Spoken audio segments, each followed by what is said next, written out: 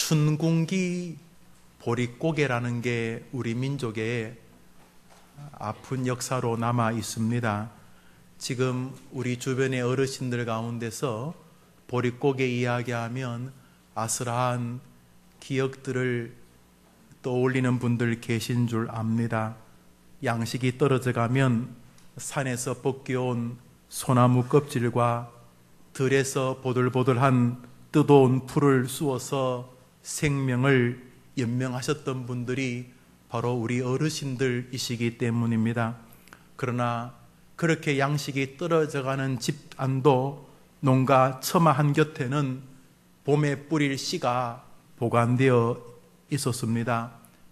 자식들이 못 먹어서 누렇게 떠도 그 씨는 먹으면 안 되는 것이기 때문입니다. 아무리 애들이 배를 고파 해도 그 씨는 남겨두었다가 밭에 뿌려야만 내년을 기약할 수 있기 때문입니다. 그 어른들은 그 어떤 구절보다도 눈물을 흘리며 씨를 뿌리러 나간다는 시편의 말씀을 잘 기억하고 마음 깊숙이 이해할 분들입니다. 사도 바울은 선교 여행 중에 예루살렘 교회가 경제적으로 좀 어려움에 처했다는 소식을 듣게 됩니다. 예루살렘 교회가 모교회였는데 경제적으로 핍박을 당하고 로마가 막 뛰어들어서 어려움을 주니 재정적으로 힘들어졌다는 소식을 들은 바울은 자신이 개척한 그래도 부유한 교회 고린도 교회에 급히 편지를 보내어서 고린도 교회가 예루살렘 교회를 도와주기를 권면했습니다. 고린도 교회에는 우리로 말하면 샤넬 파이브 이런 비싼 향수의 재료가 되는 발삼나무가 많았다고 합니다. 그 외에도 고린도는 무역을 많이 활발하게 했기 때문에 아무래도 여유 있는 성도들이 많았고 그래서 고린도 교회는 조금 넉넉한 교회였다고 합니다. 그 고린도 교회에게 예루살렘 교회를 도와주라고 하시면서 오늘 이 말씀을 기록하셨습니다. 한번 따라합시다. 심는 자에게 씨와 먹을 양식을 주시는 하나님, 씨를 뿌려야지만 된다는 의도를 가지고 예루살렘 교회를 도와주는 것이 고린도 교회야, 너희가 씨를 뿌리는 것이다, 이런 의미를 갖고 기록하셨다는 말씀입니다. 오늘 이 말씀을 통해서 우리 모두에게 또 한 주간을 살아갈 은혜를 자비로우신 하나님께서 허락해 주시는 복된 아침이 되기를 주님의 이름으로 축복합니다. 사도 바울이 오늘 고린도 후서 9장에서 전하는 하나님의 은혜와 하나님은 어떤 분이십니까? 먼저 오늘 성경은 하나님은 우리 인생에 씨와 먹을 양식과 열매를 더해 주시는 분이라고 이야기를 하고 계십니다. 한번 따라합시다. 하나님은 씨와 먹을 양식과 열매를 더해 주시는 분이십니다. 믿으시면 아멘 해 보십시오. 그런데 말입니다. 오늘 성경은 가만히 보면 모든 사람에게라고 말하지 않습니다. 어떤 사람에게 씨와 먹을 양식과 열매를 더해 주신다고 하십니까? 심는 자에게. 한번 따라합시다. 심는 자에게 씨와 먹을 양식을 주시는 하나님, 수고하여 심고 뿌리는 자에게 그렇게 하시는 하나님이라고 오늘 바울은 말하고 있습니다. 그러므로 이 말씀은 빈둥거리며 게으르며 아무것도 하지 않으며 씨를 뿌리거나 씨를 심지 않는 사람들에게는 열매를 주시기를 기뻐하시는 하나님이 아니라 하는 의미가 내포되어져 있습니다. 그래서 청교도들은 이 구절을 중심으로 성실하게 살아야 될 이유들을 굉장히 강조했습니다. 가령 토마스 왓슨 같은 사람은 이 본문을 가지고 합법적으로 더 돈을 벌 수 있는 길이 있음에도 불구하고 벌지 않는 것은 죄라고 말할 만큼 씨를 뿌리는 삶을 주님이 요청한다고 믿었습니다. 그들이 자주 인용했던 구절은 이것입니다. 누구든지 일하기 싫어하거든 먹지도 말게 하라. 데살로니가 후서 3장의 말씀인데요, 씨를 뿌리지 않고 수고에 씨를 심지 않고 무언가 일확천금을 원하는 사람은 아예 먹지도 않는 것이, 먹지도 못하게 하는 것이 하나님의 뜻이라고 말했던 것입니다. 한 번 더 따라합시다. 심는 자에게 씨와 먹을 양식을 주시는 하나님. 여기 심는 자라는 말은 심는 마음을 가지고 사는 자의 준말입니다. 그러니까 삶의 경향성이 늘 심어야 거둔다는 믿음을 가진 사람들을 말하는 것입니다. 이 사람들은 영적인 것이든 혹은 인격적인 것이든 정서적인 것이든 혹은 물질적인 것이라도 이 사람은 공짜로 얻기보다 심어야 하나님이 기뻐하신다는 의식을 가진 사람들입니다. 한 번 더 합시다. 심는 자에게 씨와 먹을 양식을 주시는 하나님. 중요한 진리니까 여러분 번거롭지만 한 번 더 따라합시다. 심는 자에게 주시는 하나님. 사랑하는 여러분, 심지 않고 거두는 것은 하나님밖에 하실 수 없는 일입니다. 그럼에도 불구하고 하나님도 심어서 거두기를 기뻐하신다고 성경은 말하고 있습니다. 자, 이 사람들은 세상을 살면서 이 세상에 관영해 있는 진리와 좀 다르게 사는 사람들입니다. 세상에 많은 것을 거두고 많은 것을 가지는 길을 어떻게 말하고 있습니까? 쥐고 움켜쥐고 나누지 않고 내 주머니가 나가지 않게 꼭 틀어막고, 그래서 끊임없이 모아야지 많아지고 잘 산다고 생각하지 않습니까? 그 세상에 부유해지는 방식이 아닙니까? 그런데 이 사람들은 심고 나누고 뿌려야지만 풍성하게 하나님이 주신다는 의식을 가진 사람들입니다. 그들은 이런 구절을 익숙하게 압니다. 주라, 그리하면 너희에게 줄 것이니 곧 후이되어 누르고 흔들어 넘치도록 하여 너희에게 안겨주리라. 그들은 누가복음 6장에서 예수님이 하신 말씀이 낯설지 않습니다. 적게 심는 자는 적게 거두고 많이 심는 자는 많이 거둔다 하는 이 말을 기억하라. 그런 고린도후서의 바울의 말이 어색하지 않는 사람들입니다. 흩어 구제하여도 더욱 부하게 되는 일이 있나니 과도히 아껴도 가난하게 될 뿐이니라. 구제를 좋아하는 자는 풍족하여질 것이요 남을 윤택하게 하는 자는 윤택하여지리라. 이들의 머릿속에는 그것이 영적인 세계든 인간관계의 세계든 심는 법칙이 마음을 붙잡고 있는 사람들을, 그들이 바로 오늘 본문에 주님께서 씨와 먹을 양식과 의의 열매를 더해 주시겠다는 인물입니다. 스펄전 목사님은 그런 면에서 인생 여정은 씨 뿌림과 거둠의 법칙을 체험하는 영적 훈련의 밭이라 그랬어요. 참 언어의 마술사입니다. 이 땅은 심고 거두는 하늘나라의 영적 법칙을 경험하게 하는 밭이라. 이 땅 자체가 밭이고 우리는 거기서 심고 거두게 하시는 은혜를 체험하는 곳이다, 이런 것이죠. 그런데 오늘 본문을 가만히 보면은 씨와 먹을 양식이 구별되어 있다는 사실을 보게 됩니다. 심는 자에게 씨와 먹을 양식을 주시는 하나님. 어떤 것은 씨가 먹을 양식입니다. 옥수수, 쌀, 벼, 조, 수수 이런 것들은 씨가 양식입니다. 적잖이 많은 곡식들이 양식과 씨가 흡사합니다.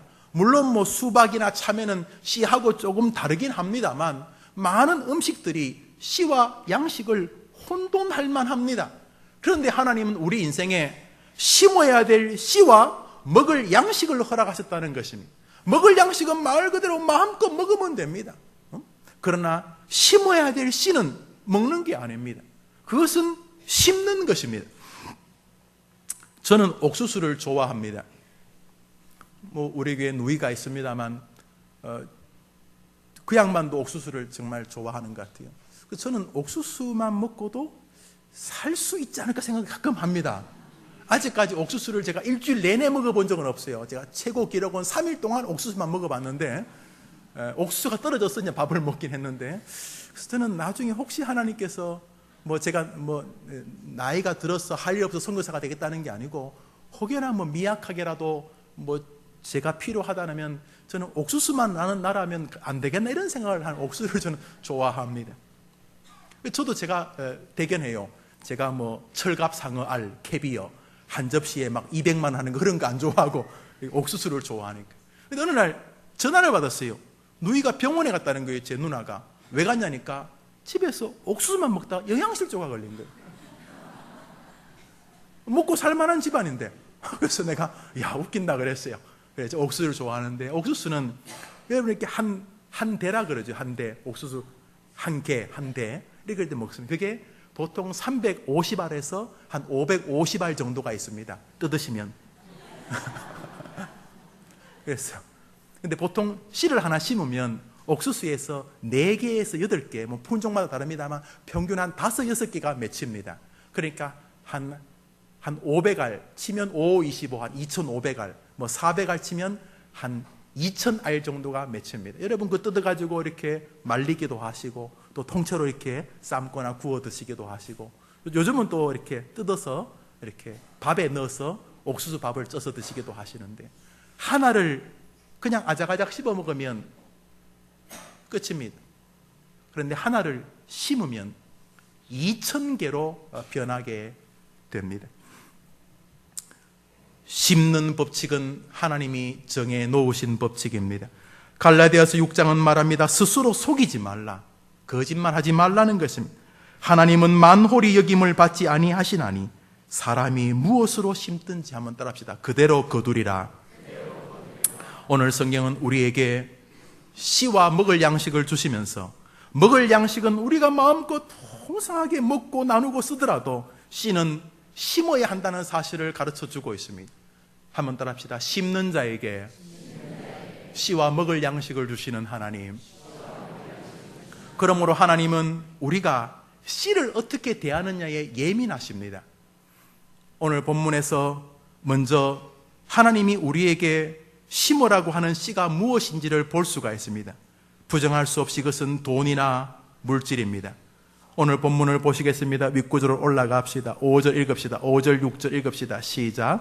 그러므로 내가 이 형제들로 먼저 너에게 가서 너희가 전에 약속한 연보를 미리 준비하게 하도록 권면하는 것이 필요한 줄 생각하노니, 이렇게 준비하여 참 연보도 억지가 아니라 이것이 곧 적게 심는 자는 적게 거두고.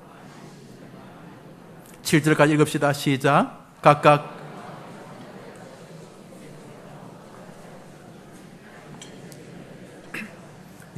헌금 혹은 뭐 연보, 돈 이야기입니다. 우선 이 본문 자체가 돈 이야기를 쓰고 있습니다. 우리는 살면서 애써 이 주제를 비켜보고 싶습니다. 왜냐하면 돈 이야기는 부부도 이렇게 말하기 어색하고, 뭐 처갓집하고 시댁하고 형제지간이 만나도 어색합니다.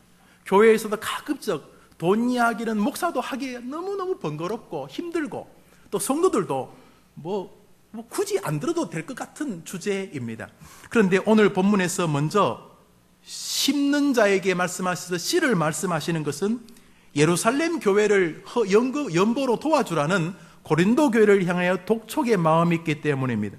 우리는 그러면서 우리가 돈이나 물질 생활이 이 땅을 사는 동안 믿음 때문에 심어야 될 씨라는 것을 부정할 수 없이 인정하게 됩니다. 사도행전 9장을 보면 요바의 다비다라고 하는 제자가 나옵니다. 이 여자에게 처음으로 여제자란 말이 붙는데요, 도르가라고도 부릅니다. 그런데 이 여인이 갑자기 죽었습니다. 사람이 죽으면 며칠 울고 묻어야 되는데 그 주변에 이 여인을 아는 사람들이 이 도르가를 묻지를 못합니다. 특별히 이 여인 옆에는 미망인들, 과부들이 많이 있었는데 막 이 여인을 붙잡고 흐느껴 우는 것입니다. 그러다가 마침 그 인근에 베드로가 왔다는 소식을 듣고는 그 일행에 많은 여인들이 달려가서 이 베드로를 붙잡고 도르가 좀 살려달라는 것입니다. 아니 뭐 좀 고쳐달라 이런 건 뭐 죽어버렸는데요. 이 여인이 애틋해하는 것입니다. 베드로가 아니 뭐 아픈 거를 좀 도와달라, 그건 이해가 되지만 죽은 자를 이러면서 생각하고 있는데 사람들에게 도대체 도르가가 누구냐, 이 다비다가 도대체 누구냐 이렇게 물었습니다. 그때 과부들이 다비다의 삶을 이야기해 줍니다.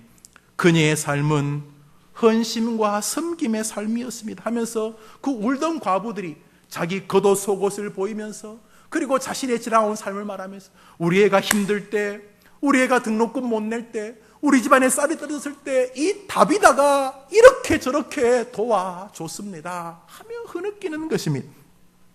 다비다가 살아있을 때 행한 모든 선행을 과부들이 흐느끼며 말했습니다. 베드로의 마음이 감동되었고 하나님이 은혜를 베풀어 주셨어. 베드로가 기도할 때 기적이 일어났습니다. 죽은 자가 살아나게 되었던 것입니다. 이 사도행전의 역사는 기적적인 역사고 우리의 성경 역사에서 우리의 손 밖에 있는 역사임에 틀림이 없습니다만 오늘 본문이 말하고자 하는 주제와 일맥상통합니다. 우리가 살면서 씨를 뿌리는 것 중에 하나가 물질이어야 합니다. 아이고 목사님 배부른 소리 하는구만요. 목사님 중형교회 목사 되니까 먹고 살만해가지고 그런 소리 하시는가 본데, 아니 남을 돕는 것도 먹는 문제를 해결해야 되지 내가 수입이 하나도 없습니다. 아이들이 어쩌다 조금씩 보내주는 거, 그리고 이름 길게 붙은 정부에서 구청에서 지방자치단체에서 나라에서 주는 조그만 그거 가지고 내가 사는데 남을 돕고 물질을 뿌리고, 그 좋은 말이긴 합니다만 이해될 수 있습니다. 그런데 말입니다, 성경은 저의 이해를 동의하지 않습니다. 열왕기상 17장의 사르밧 과부는 아마 이렇게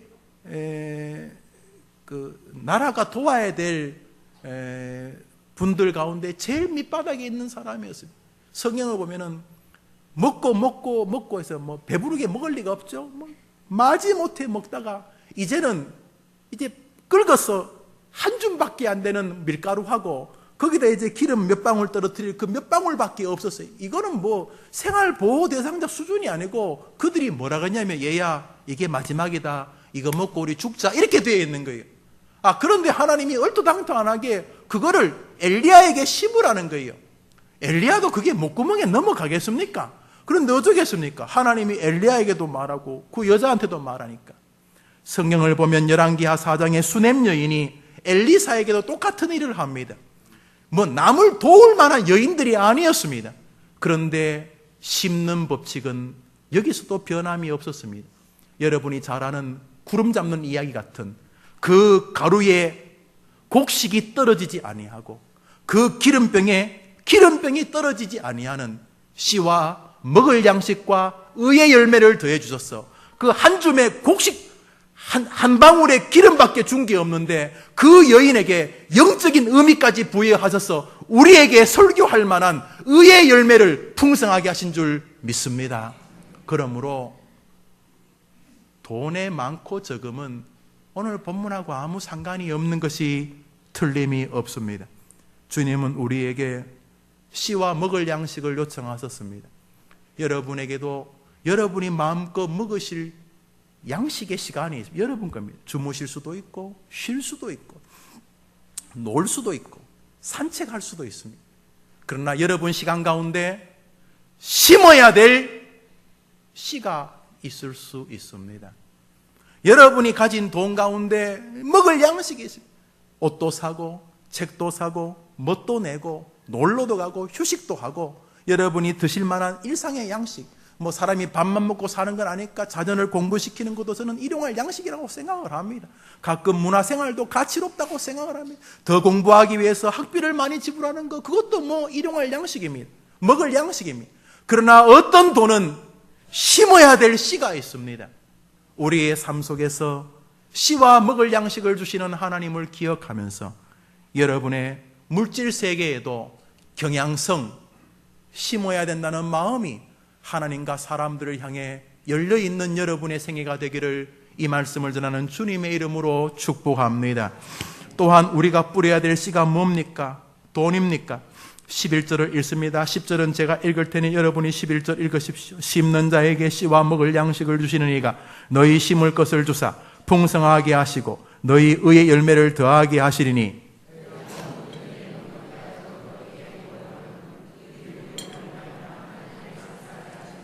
한번 따라합시다. 우리로 말미암아 하나님께 감사하게 하는 것이라. 오늘 성경은 심으라고 말하면서 예루살렘 교회에다가 뭘 좀 심으라고 말하면서 그것은 결국 우리와 그들이 함께 하나님께 감사의 열매 혹은 감사의 씨의 수확을 거두게 하기 위함이라고 말함으로써 감사가 열매요 거두어야 될 씨의 결과물인 것을 우리에게 보여주고 있습니다. 성경 전반은 우리에게 감사를 요청하고 있습니다. 시편 95편은 말합니다. 우리가 감사함으로 그 앞에 나아가자. 한번 따라합시다. 감사함으로 하나님 앞에 나아가자.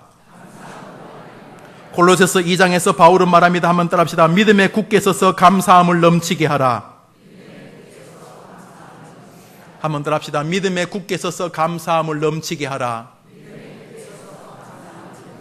세상 사람들은 감사는 원인의 결과입니다. 이랬다가 이렇게 되면 감사합니다. 밑에 있다가 올라가면 감사합니다. 30등에 있다가 1등하면 감사합니다. 결과가 변화되었을 때 감사하는데 오늘 성경은 상관없습니다. 믿음에 굳게 서서 감사가 넘쳐나는 신앙의 길을 걸어가라 이렇게 말하니까 감사는 순종의 영역입니다. 사도 바울이 빌립보서 4장에서 이렇게 말합니다. 아무것도 염려하지 말고 오직 모든 일에 기도와 간구로 너희 구할 것을 따라합시다. 감사함으로 하나님께 아뢰라. 아무것도 염려하지 말고 오직 모든 일에 기도와 간구로, 지금 이게 감사할 상황이 아닙니다. 아무것도 염려하지 말고라는 말이 전제되는 것은 지금 염려할 거리를 가지고 기도하는 것입니다. 그런데 바울이 뭐라고 말합니까? 아무것도 염려하지 말고 오직 기도와 간구로 너희 구할 것을 따라합시다. 감사함으로 하나님께 아뢰라. 감사는 이 성분을 변화시키는 영적인 썸씽입니다. 여러분, 하나님이 우리에게 예수를 주신 것만으로도 우리는 죽을 때까지 감사할 수 있는 줄 믿습니다. 여러분, 우리가 하나님을 믿고 있지 않습니까? 여기 지금 어려운 분들 많으시죠? 뭐 이래 어렵고 저래 어렵고 돈 때문에 어렵고 자식 때문에 인간관계 때문에 어렵고 직장 때문에. 그래도 하나님이 우리 곁에 계신 줄 믿습니다. 믿음 한번 아멘 해보십시오. 하나님 있으면 법대로 해라 이래 되는 거죠. 하나님 계시면 해보자 이래 되는 것 아닙니까? 사랑하는 여러분, 예수 믿는 것만으로도 우리는 감사할 제목이 충분한 줄 믿습니다.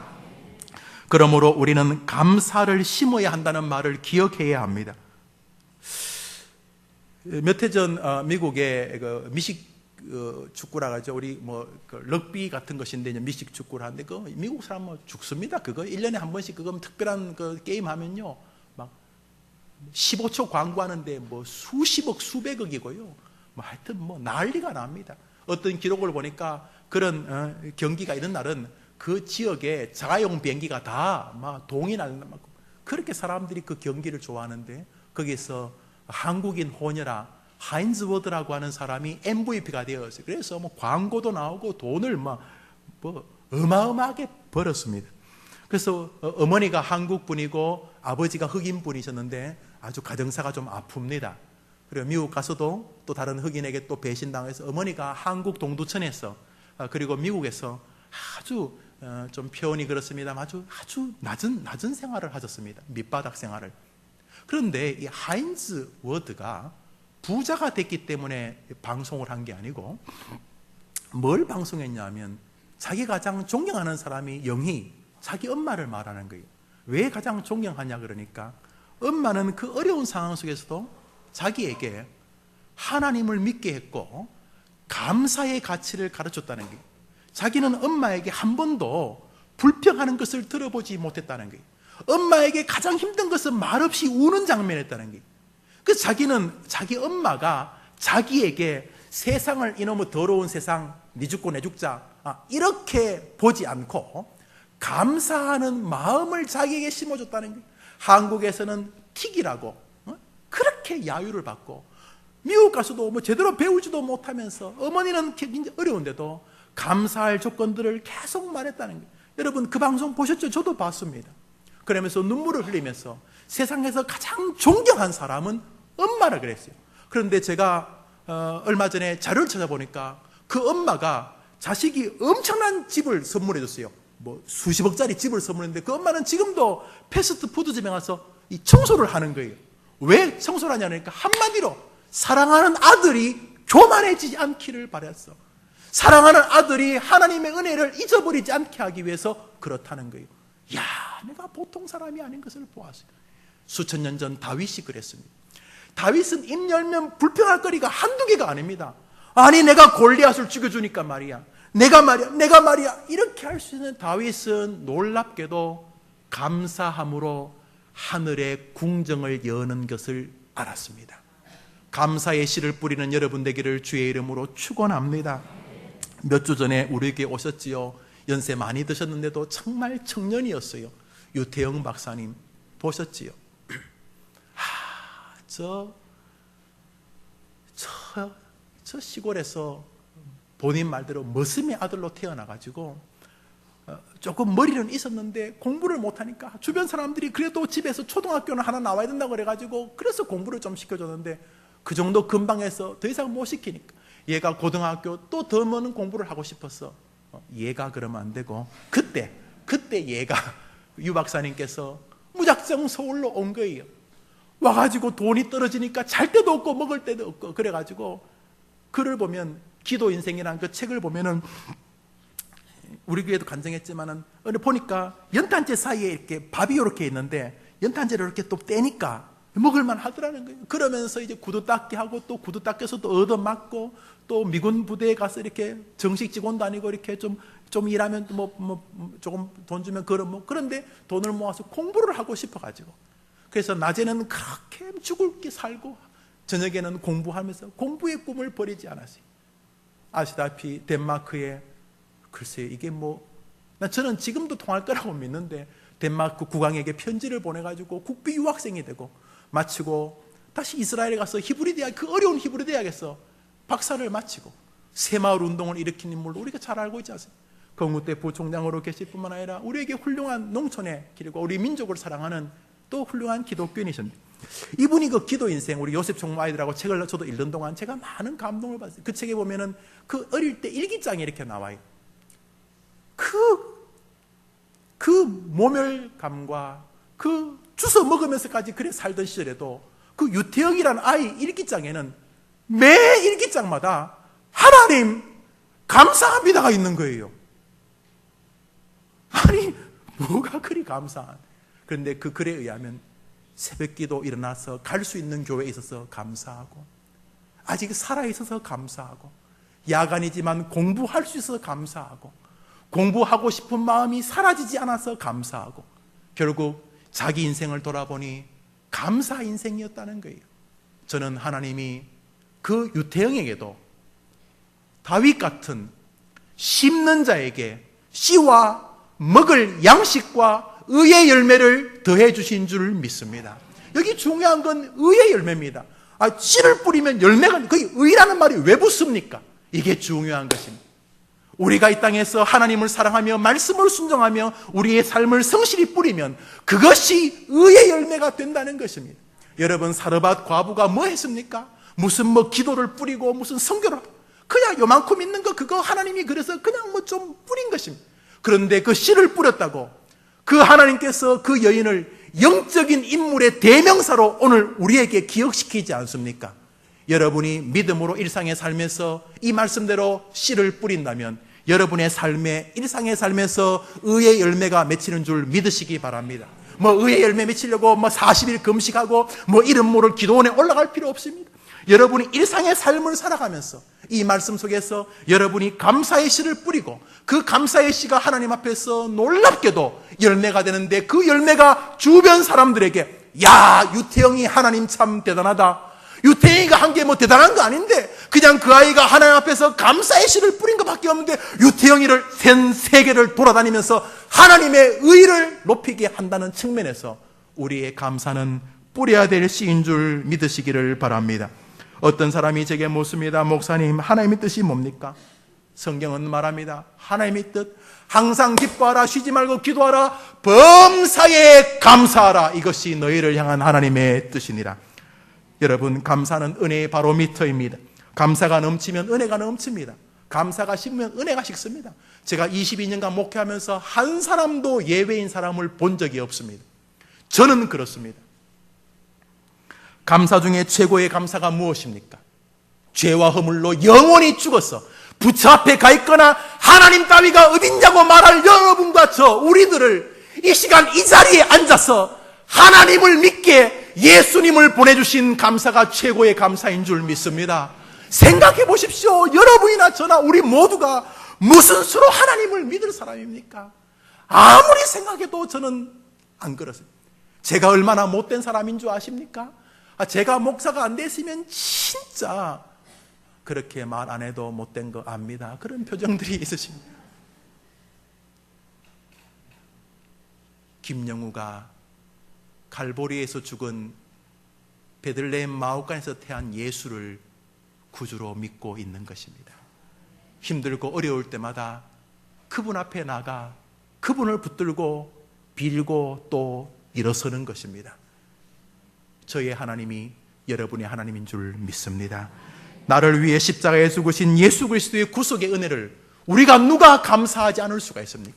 지금 갑자기 죽는 것이 대비가 되었는지 모르겠습니다만 갑자기 죽어도 우리는 하나님 앞에 서게 될 것이기에 우리는 근원적으로 감사를 가진 사람인 줄 믿습니다. 여러분, 그렇다면 감사를 심으십시오. 삶 속에서 여러분이 심는 감사가 여러분 가까운 가족들을 위로하고 여러분이 심는 감사가 여러분을 지켜보는 불신자들에게 여러분의 감사의 하나님을 높이게 되는 줄 믿으시기를 바랍니다. 또한 필립 도드리치라는 청교도는 인생에서 심어야 될 가장 중요한 감사는 부모를 공경하는 씨라고 그랬습니다. 인간에게 주신 첫 번째 계명이 바로 부모 공경, 노인 공경입니다. 성경은 내 부모를 공경하라 그리하면 내가 준 땅에서 내 생명이 길이라고 말하면서 부모 공경은 씨인 것을 말해줍니다. 부모를 공경하라. 그러면 그 씨를 내가 풍성하게 해주시겠다 그랬습니다. 우리 시대 인간 사회가 많이 무너지는 것이 무엇 때문입니까? 부모 공경,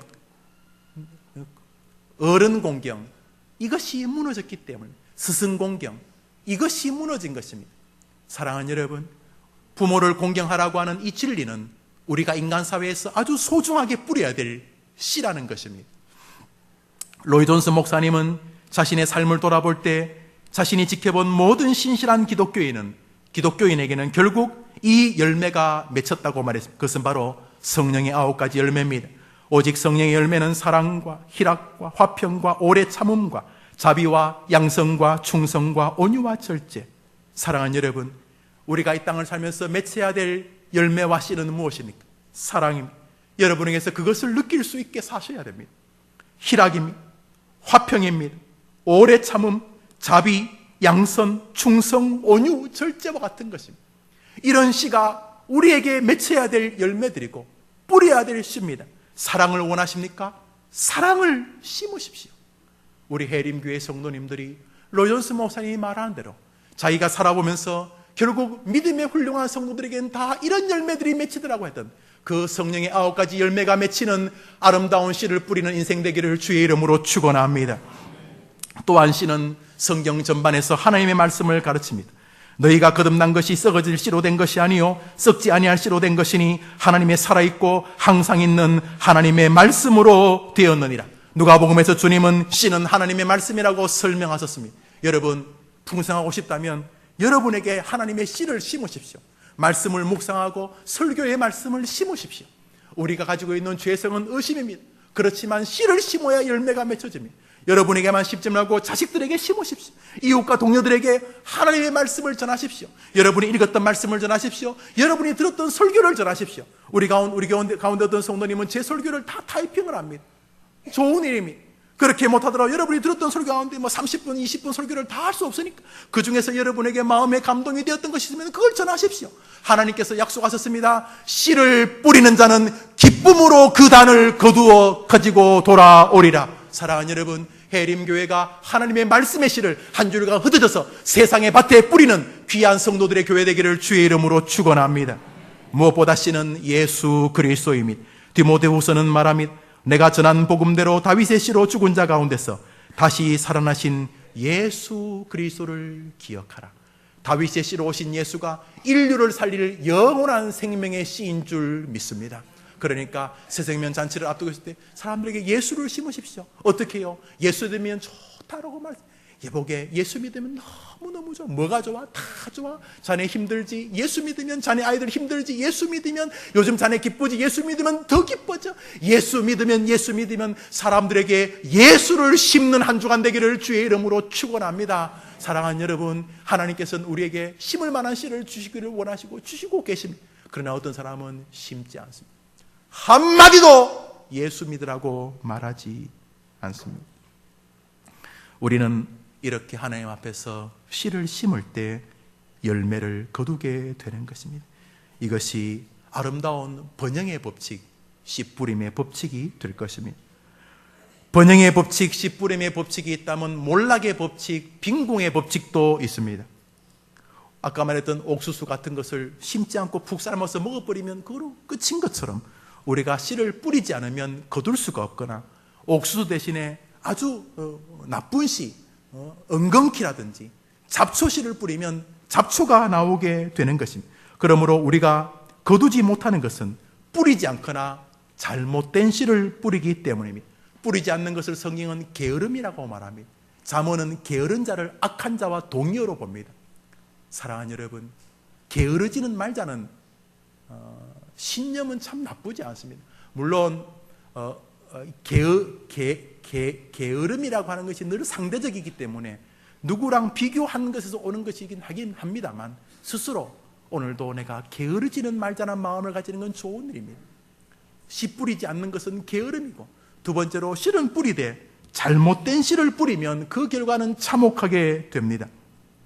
주님께서 잘못된 씨를 뿌린 인생들을 향해서 마태복음에서 내가 너희에게 이르노니 하나님의 나라를 너희는 빼앗기고 그 나라의 열매 맺는 백성은 받으리라고 말씀하시면서 잘못된 씨를 뿌린 인생을 진노하시며 경고하신 장면이 있습니다. 에베소서 5장에서 사도 바울은 너희는 열매 없는 어두운 일에 참여하지 말고 도리어 책망하라 그랬습니다. 뭘 하긴 하는데 열매 없는 짓만 합니다. 그런 사람은 피하는 수준이 아니라 강하게 책망하라고 이렇게 말합니다. 디도서 3장에서 우리 사람들도 열매 없는 자가 되지 않기 위하여 필요한 것을 예비하는 좋은 일에 힘쓰기를 배우게 하라. 열매 없는 생이 되지 않도록 바른 씨를 뿌리라고 말해주는 성도가 되라고 말하고 있습니다. 이스라엘 백성들을 하나님이 애굽에 고통당하는 속박에서 건져내어 출애굽하여 가나안 땅으로 보내기를 원하셨습니다. 하나님이 홍해를 건너시고 만나를 준비하시고 메추라기 준비하시고 물을 다 준비해 주셨지만 그들은 만나 앞에서 불평합니다. 메추라기에서 불평합니다. 반석 앞에서 불평합니다. 모세를 향해 불평합니다. 하나님께서 그들을 저주하셨습니다. 그들은 불평을 심습니다. 원망을 심습니다. 여호수아 갈렙은 하나님이 우리와 함께 하시면 된다고 믿음과 소망과 감사를 심지만 이스라엘의 백성들 대부분은 광야에서 원망과 불평을 심습니다. 그렇다고 그들이 하나님을 안 믿는 건 아닙니다. 그렇지만 그들의 마음속에 가득한 것은 하나님을 향한 불만과 불평과 원망이었어요. 하나님께서 말씀하셨습니다. 네가 말한 대로, 이 말은 네가 뿌린 대로 거두게 하겠다. 광야에서 그 불평의 대가를 다 진노로 허락하셨습니다. 우리는 감사 대신 불평을, 사랑 대신 원망을 심으면 비참한 열매가 맺혀진다는 것을 잊지 않아야 됩니다. 그러나 이 세상은 교만을 심고 미움을 심습니다. 사랑하는 여러분, 잘못된 씨는 심었으면 안 되는 것입니다. 심은 대로 거두는 법칙을 우리가 막을 방법이 없기 때문입니다. 특별히 자녀를 기르시는 분들은 자녀가 바로 밑입니다. 자녀에게 여러분의 신앙은 심겨지기 마련입니다. 여러분이 감사와 소망과 믿음의 길을 걸어가신다면 비록 사람들에게 조롱받는 하인즈 워드 어머니 영희씨 같은 사람이어도 결국 하나님께서 의의 열매를 주셔서 간증하게 만드는 줄 믿으시기를 바랍니다. 특별히 사도 바울은 디도서 3장에서 어리석은 변론과 족보 이야기와 분쟁과 율법에 대한 다툼은 피하라. 이것은 무익한 것이요 헛된 것이라 그랬습니다. 교회 와서 이 족보 이야기 하지 마십시오. 교회 족보뿐만 아니라 자기 족보뿐만 아니라 교회 족보 내가 어떻게 특별히 율법 이런. 제가 신대원을 1학년을 딱 들어가서 제가 그때 쇼를 하려고 한 건 아니고 그때 이제 로이 존스 목사님의 산상설교 로마서 에베소서 읽으면서 제가 이렇게 복음에 대해서 또 청교도에 대해서 칼빈주의의 교리에 대해서 아주 기뻐할 때였습니다. 그러다 보니까 혼자 막 이렇게 하다 보니까 이상하게 제가 한 20여 명 정도 전도사님들의 기도 모임에 이상하게 리더가 되어 있었습니다. 지금 생각하니까 사기도 그런 사기가 없는데 어떻게 간에 그랬어요. 그러던 어느 날 감리교에서 어릴 때부터 자란 전도사님이 신대원에 들어서는 거예요. 그래서 알게 되었어요. 뭐 처음에 논쟁하려고 한 건 아닌데 그분이 칼빈주의 구원관에 대해서 이 대화가 시작되었어요. 여기 감리교 교인들 출신들 계실 겁니다. 감리교도 좋은 교단임 우리 같은 형제로 받아들입니다. 그런데 감리교는 우리 칼빈주의 장로교와 교리가 다릅니다. 우리 칼빈주의는 오직 하나님의 은혜로만 구원 얻고 하나님의 불러주심으로만 구원은 여호와께로 구원은 여호와께로 우리가 뭐 착하게 선하게 해보지만 그 끝에 가면은 우리 미천 다 드러낸다. 결국 우리는 오호라 나는 죄인 중에 괴수다. 오호라 나는 공고한 사람이다. 뭐 착한 짓 해봤자 우리 인생은 소망 없는 자리에 선다. 그래서 그가 뭐 어떤 신앙을 살든 정상적인 신앙은 하나님의 은혜밖에는 기댈 곳이 없습니다. 구원은 전적으로 하나님의 주권입니다. 이렇게 말하게 된다. 그래서 구원은 100% 하나님의 섭니다. 이것이 칼빈주의인데 감리교회는 구원은 하나님 구원 50%와 인간의 반응 50% 이루어집니다. 하나님 절반, 우리 절반. 그래서 우리가 하나님 앞에 신실하게 살아가면 구원에 도달하게 된다. 이렇게. 그래서 이 감리교는 뭐 민중신앙, 뭐 가난한 사람 돕고 이렇게 이런 거 많이 합니다. 뭐 구제, 봉사 이런 거 많이 합니다. 그게 나쁜 건 아닌데. 그래서 구원에 도달한다. 이렇게. 받아들일 수 없다. 그건 알미니안주의다. 우리 칼빈주의는 그런 거 없다. 너가 아무리 선하게 해봐야 그게 정말 선한 거냐? 이렇게. 근데 그분은 그럼에도 불구하고 하나님은 그걸 기대하신다고 뭐 성경 구절을 들먹거립니다. 내가 신소리 하지 마시오. 딱 한마디로 이렇게 했어요. 그래서 만나면 티격태격했어요. 지금 제가 정말 회개합니다. 만나기만 하면 티격태격. 나중에는 서로 이제 피해 다녔어요.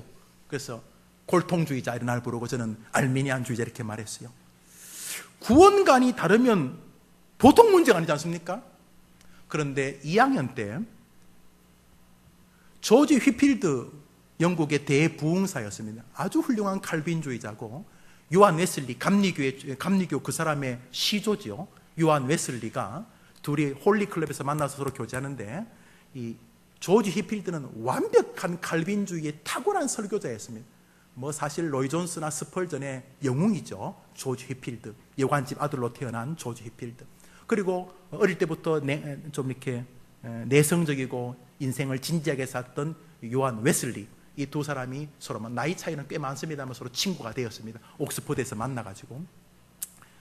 미국에서는 조나단 에드워드와 길버트 형제들 이런 사람들이 대부흥, 퍼스트 그레이트 어웨이크닝, 대각성 운동을 하고 있었는데 영국에서는 바로 조지 휘필드와 요한 웨슬리가 그랬습니다. 말다시피 요한 웨슬리는 감리교 알미니안주의자입니다. 구원받으려면 인간이 뭘 기여해야 된다 이렇게 말하고 있었고 조지 휘필드는 뭐 기여를 하는 건 나쁘지만 해봤자 하나님의 은혜가 아니면 안 된다는 진리 앞에 설 수밖에 없다 이렇게 말합니다. 그러다가 조지 휘필드가 좀 먼저 쓰러지게 됩니다. 나이는 더 젊었는데 너무 조지아주를 돌아다니면서 고아원 돕는하고 정신없다가 이게 좀 피로가 과중되어 아마 돌아가시게 된 것 같아요. 이 조지 휘필드가 돌아가실 즈음에 자기의 교회와 자기의 제자들과 자기가 하던 모든 사역을 요한 웨슬리에게 위임합니다. 그때 제자들이 깜짝 놀랍니다. 선생님, 목사님은 칼빈주의자고 저 사람은 알미니안주의자인데 이렇게 말할 때 조지 휘필드가 말하기를 압니다. 웨슬리의 신학에 적지 않은 문제가 있는 것을 압니다. 그렇지만 웨슬리의 하나님도 나의 하나님이십니다. 이러면서 약간의 교리적인 차이는 그리스도 안에서 우리가 다 부족하니 받아들일 수 있다라고 말을 했습니다. 그리고는 조지 휘필드의 모든 사역을, 그 어마어마한 사역을 다 요한 웨슬리에게 위임하고 자기 장례식을 요한 웨슬리가 집도해주러 부탁하고 돌아가셨습니다. 제가 그때 충격을 많이 받았습니다. 그 이후로부터 저는 뭐 족보 이야기, 율법 이야기 이런 데 크게 관심 없습니다. 사랑하는 여러분, 최고의 덕은 예수 그리스도를 사랑하느냐 하는 것입니다. 여러분이 다른 사람을 사랑하느냐 하는 것입니다. 천사의 말을 하는 사람도 사랑 없으면 소용이 없고 아무것도 아니기 때문입니다. 사랑하는 여러분, 저는 장로교를 사랑합니다. 그렇지만 장로교 교리가 완전하다고 생각하지는 않습니다. 우리 인류가 발견한 웨스트민스터 신조의 교리가 가장 성경적이라고 수납합니다. 저는 회중 정치를 하고 있는 침례교회나 감독 정치를 하고 있는 감리교회나 저는 몇 가지 문제가 있다고 생각을 합니다. 그러나 그 논쟁은 작은 논쟁입니다. 바울의 고백을 듣습니다. 어리석은 변론과 족보 이야기와 분쟁과 율법에 대한 다툼은 피하라. 이것은 무익한 것이요 헛된 것이니라. 사랑하는 여러분, 여러분 앞에 헛된 것을 심는 시간이 별로 없습니다. 모쪼록 하나님 앞에서 은혜와 풍성함과 신앙을 심는 여러분 되기를 주의 이름으로 축원합니다. 말씀을 맺습니다. 사도 바울이 고린도 후서 9장을 기록했는데 많은 목회자들이 이 본문을 가지고 11조를 설교하거나 헌금을 설교합니다. 저는 틀리다고 생각하지 않습니다. 그러나 조금 더 나아가야 될 면이 존재합니다. 왜냐하면 우리가 물질을 심어서 물질이 거두어질 수 있지만 그것만을 축복이라고 말하기에는 우리의 역사와 성령의 진리가 우리에게 조금 더 생각을 요청하기 때문입니다. 물론 가난도 위험을 가지고 있는 것은 사실입니다. 20년 전이죠. 저 기억합니다. 추석이었는데 그때 제가 한국에 있었는데 20년 전 그 추석날 가족들과 모였는데 일명 지존파라고 하는 1994년 이 추석 연휴에 온 국민이 다 경악했던 사건이 있습니다. 사람을 잘라서 인육을 먹고 불태우고 납치해서 하여튼 상상을 할 수 없는, 그 전까지는 들어본 적도 별로 없는 일들이 벌어졌습니다. 지존파라고 하는 6명, 7명이 한 명은 또 일행 중에서 서로 죽이고 하여튼 그래갖고 여러 사람이 죽었습니다. 그래서 그 사람들이 대담 아닌 마이크를 대는데 왜 그랬냐 하니까 다 죽여버리고 싶다 이러면서 부자들을 다 죽여버리고 싶다 그렇게 말을 했습니다. 가난이 주는 아픔일 수 있습니다. 가난하다고 다 범죄한다 이래 말할 수는 없습니다만 미국의 통계를 보니까 범죄자들의 80%가 가난과 상관이 있다는 통계가 있었습니다. 요즘 우리나라에 새로운 단어가 하나 등장했는데 생계형 범죄라는 것입니다. 가난은 쉽게 다룰 수 있는 주제가 아닙니다.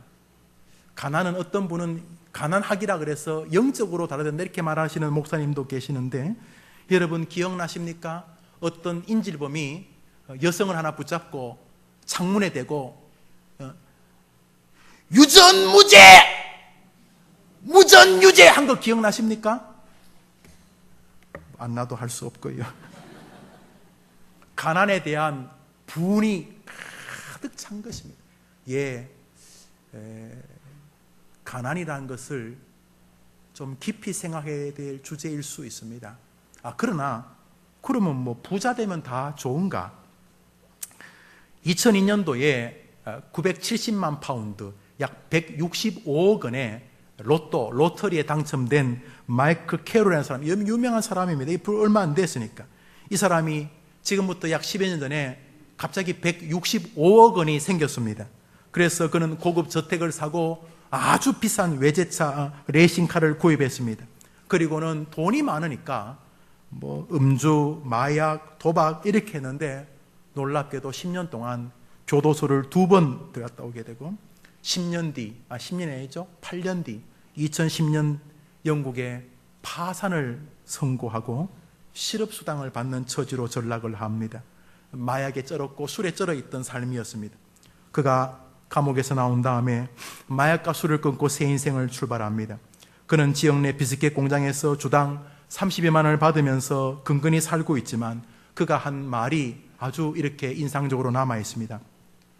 꿈에 취해 있다가 현실로 돌아온 지금이 그 돈 많을 때보다 사실 더 행복하다. 여러분, 가난도 만만치 않은 주제입니다만 부자도 사실은 만만치 않은 주제입니다. 돈이 생기면서 신앙이 이상해진 사람 많이 봤습니다. 어릴 때 어렵게 살다가 이렇게 좀 돈이 생기면서 신앙도 인격도 이상해진 사람 저는 22년 목회하면서 줄 세울 만큼 봤습니다. 사랑하는 여러분, 그런 면에서 우리의 씨는 하나님이 기뻐하실 영적인 것을 향해 있어야 되는 것을 보게 됩니다. 여러분이 가난하시든 부하시든 사도 바울을 기억해 보십시오. 그는 정말 빈손 같은 인물이었지만 그는 진짜 예수 때문에 풍족한 사람이었습니다. 나의 하나님이 그리스도 예수 안에서 영광 가운데 그 풍성한 대로 너희 모든 쓸 것을 채우시리라. 하나님은 풍성케 하시는 하나님, 채우시는 하나님, 넘치게 하시는 하나님이라고 그는 고백합니다. 어디서? 감옥에서 말입니다. 빌립보서 4장에서 말합니다. 내가 선물을 구함이 아니요 오직 너희에게 유익하도록 풍성한 열매를 구함이라. 내게는 모든 것이 있고 또 풍부한지라. 에바브로디도 편에 너희가 준 것을 받음으로 내가 풍족하니 이는 내가 받으실 만한 향기로운 제물이요 하나님을 기쁘시게 한 것이라. 바울은 아무것도 없는 사람인데 풍족한 사람이었습니다. 예수가 그렇게 만든 줄 믿습니다. 이번 한 주간 여러분이 물질이든 신앙이든 감사든 섬김이든 효도든 사랑의 말이든 하나님 앞에서 심는 씨앗의 삶을 사시는 동안 하나님께서 씨와 먹을 양식과 의의 열매를 여러분에게 주셔서 여러분 주변 사람들에게 여러분이 믿는 하나님을 자랑하는 한 주간이 되기를 주의 이름으로 축원합니다. 우리 같이 한 장 찬송합시다. 우리 다 같이 일어나서 우리 1절만 찬송하겠습니다. 새벽부터 우리 사랑함으로써 저녁까지 씨를 누려봅시다. 아멘. 열매 차차히고 곡식 거둘 때에 기쁨으로 가는 거두리로다. 반드시 거두게 하십니다. 자, 씨를 뿌립시다. 믿음으로 씨를 뿌립시다. 거두리로다. 씨를 뿌립시다. 씨를 뿌립시다. 감사와 신앙과 믿음의 씨를 뿌립시다.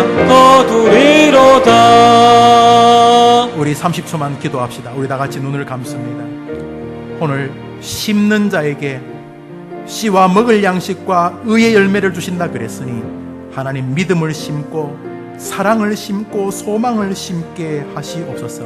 삶 전반이 하나님과 영혼을 향해 뿌려지는 삶이 되게 하여 주시옵소서. 별로 줄 거 없는 거 주님 아시지요? 내 마음이, 내 신앙이 하나님과 사람을 향해 뿌려지는 한 주간 말씀대로 실천하는 동안 하나님을 경험하게 도와 주시옵소서. 바울처럼 모든 것을 가진 풍성함을 그리스도 안에서 체험하며 행복한 사람이라고 말하게 도와 주시옵소서. 우리 다 같이 한번 기도합니다. 하나님 아버지 감사. 복된 주일 또 지나면 또 한 주를 세상에서 살아야 됩니다. 어떻게 살아야 하겠습니까? 씨를 또 뿌리게 하시옵소서.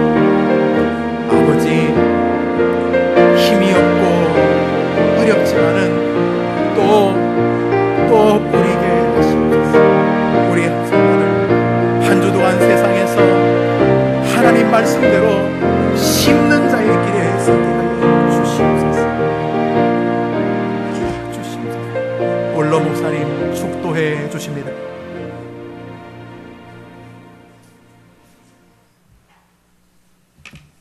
이제는 우리 구주 예수 그리스도의 은혜와 하나님 아버지의 무한하신 사랑과 성령님의 위로하심과 교통하심이 오늘 주님 앞에 나와 예배 중에 찬송을 통하여 기도를 통하여 말씀을 통하여 깊은 깨달음 가지고 거친 세상으로 씨를 가지고 나가 심으려고 하는 모든 성도들 위해 이제로부터 영원토록 함께 있을지어다. 아멘.